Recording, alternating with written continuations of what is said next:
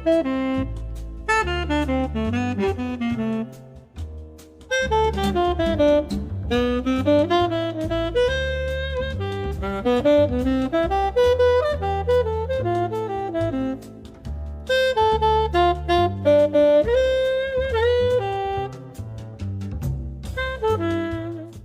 I took my car into Dodge because there was a check engine light on, okay, and some other things are wrong with it.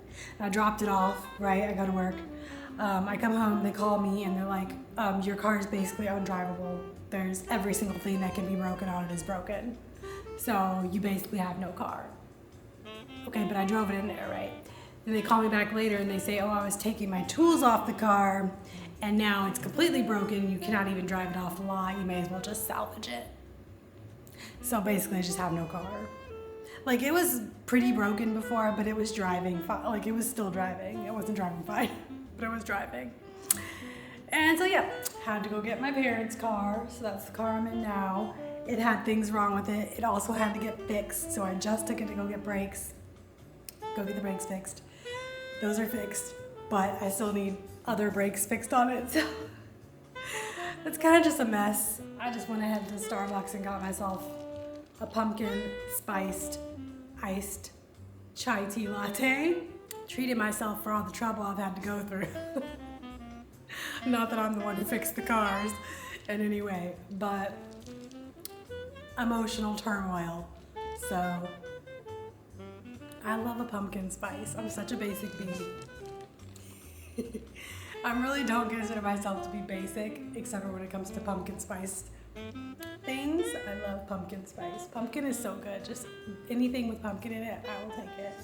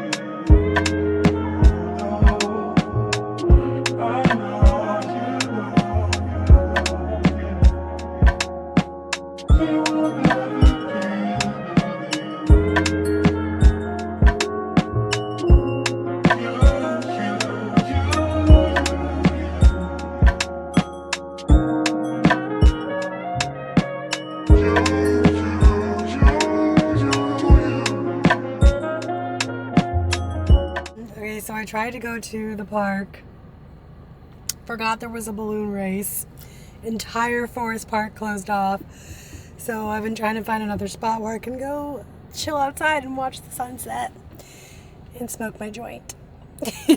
Outside in peace, okay? But everywhere's pretty busy tonight. I should go to a party that I was invited to, but I'm too scared to go by myself, so just hanging out alone today. I'm gonna find a spot I can sit outside and smoke my joint and watch the sunset, though. I'm determined, so.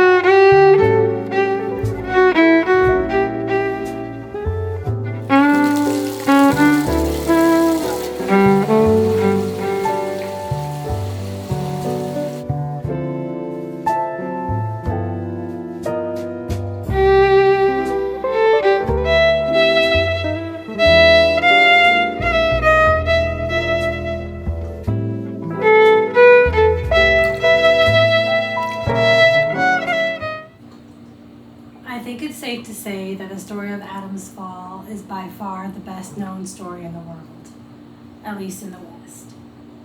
Though it's well known in the East as well, having been carried into every corner of the world by Christian missionaries, it has a powerful attraction for takers everywhere. Yes, why is that so? I guess because it purports to explain what went wrong. What did go wrong? How do people understand the story? Adam, the first man, ate the fruit of the forbidden tree. And what is that understood to mean? Frankly, I don't know. I've never heard an explanation that made any sense. And the knowledge of good and evil? Again, I've never heard any explanation that made any sense. I think the way most people understand it, the gods wanted to test Adam's obedience by forbidding him something. And it didn't much matter what it was. And that's what the fall essentially was, an act of disobedience. Nothing really to do with the knowledge of good and evil. No. But then I suppose there are people who think that the knowledge of good and evil is just a symbol of, I don't know exactly what. They think of the fall as a fall from innocence. Innocence in this context, presumably being a synonym for blissful ignorance. Yes, it's something like this.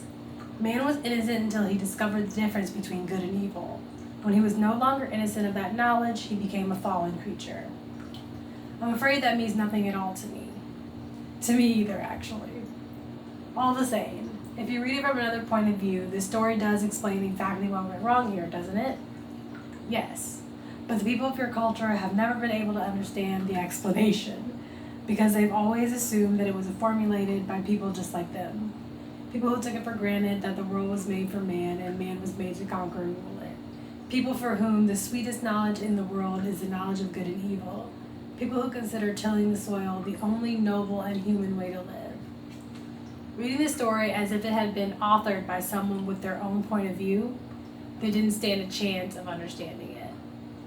That's right. But when it's read another way, the explanation makes perfectly good sense. Man can never have the wisdom the gods use to rule the world. And if he tries to preempt that wisdom, the result won't be enlightenment, it will be death. Yes. I have no doubt about that. That's what the story means. Adam wasn't the progenitor of our race, he was the progenitor of our culture. This is why he's always been a figure of such importance to you. Even though the story itself made no real sense to you, you can identify with Adam as its protagonist. From the beginning, you recognize him as one of your own.